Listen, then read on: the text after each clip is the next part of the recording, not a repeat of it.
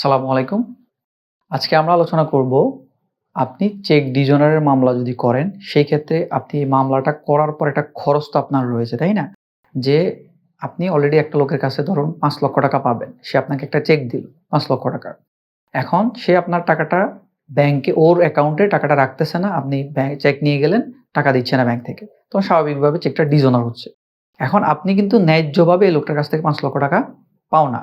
সে জায়গায় এখন আপনাকে কি করতে হচ্ছে? যেহেতু ওর অ্যাকাউন্টে টাকাটা নাই, তাকে আপনার ওই টাকাটা উদ্ধার করতে হলে আপনাকে কি করতে হবে? আদালতে মামলা করতে হবে। এবং স্বাভাবিকভাবে ধরুন আমরা আগের ভিডিওতে আমাদের আলোচনা করেছিলাম যে, আপনি চেক ডিজনার মামলা করতে গেলে ১ম এ কি করতে হবে?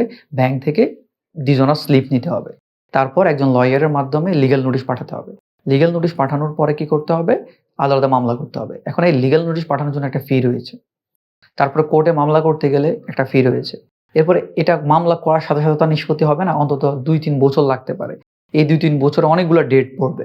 আপনাকে যাওয়া, আসা, কোর্টে যাওয়া আসা, লয়ারের ফি, কোর্টে যদি কোনো ফি লাগে সেই ফি, অনেকগুলো খরচ আপনার লাগতেছে।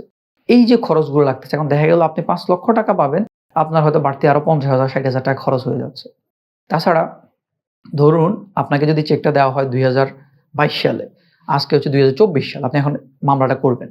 ২০২৪ সালে ৳৫,০০,০০০ যে মূল্য ছিল, এখন কি সেই মূল্য রয়েছে? সেটা কিন্তু নেই। টাকার কিন্তু প্রতিনিয়ত মান কমতেছে।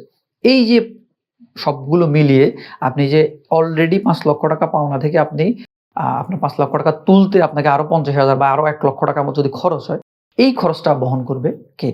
এই প্রশ্নটি অনেকের মধ্যে রয়েছে যে, আমি যে টাকাটা চেকে উল্লেখিত অ্যামাউন্টে যে টাকাটা আমি পাই, সেটা তো আমি পাই। কিন্তু আমার বাড়তি যে খরচ হচ্ছে সেটা কি আমাকে আদালত এনশিওর করবে কিনা? যেহেতু চেক ডিজনার মামলাতে আদালত চাইলে ৩ গুণ পর্যন্ত ফাইন করতে পারে। চেকে যে অঙ্কটা লেখা থাকে তার চেয়ে ৩ গুণ ফাইন করতে পারে। তাহলে কি ওইখান থেকে আমাকে টাকাটা দিবে কিনা? উত্তর হচ্ছে যে না। আপনার চেকে যেটা উল্লেখ করা আছে আপনাকে সেই টাকাটাই দিবে। এর বেশি টাকা আপনাকে আদালত দিবে না। তবে আপনি মামলা করার সময় আপনি এই মামলার যত যাবতীয় খরচ রয়েছে এবং এই মামলাতে যে টাকাটা রয়েছে এই টাকার সাধারণ যে ব্যাংকিং হিসাব যে সুদ যেটা থাকে, এই যে টাকা হতে পারে সম্ভাব্য ওই টাকাগুলো আপনি দাবি করতে পারেন। আদালত যদি মনে করে যে হ্যাঁ, আপনি আইনগতভাবে আপনার এত টাকা খরচ হলো বা এই টাকার মান এত টাকা কমে গেল, এগুলো যদি আদালত ঠিক মনে করে যে আপনাকে দেওয়া উচিত, তাহলে আদালত সেটা আ বিবাদীর কাছ থেকে আপনাকে আদায় করে দিতে পারে। কিন্তু নরমালি আপনি দাবি যদি না করেন, তাহলে আপনাকে ধরে নেওয়া হবে চেকে যে টাকাটা উল্লেখ করা আছে শুধুমাত্র আপনি সেই টাকাটাই দাবি করতেছেন। আপনি শুধুমাত্র ওই টাকাটাই পাওয়ার যোগ্য।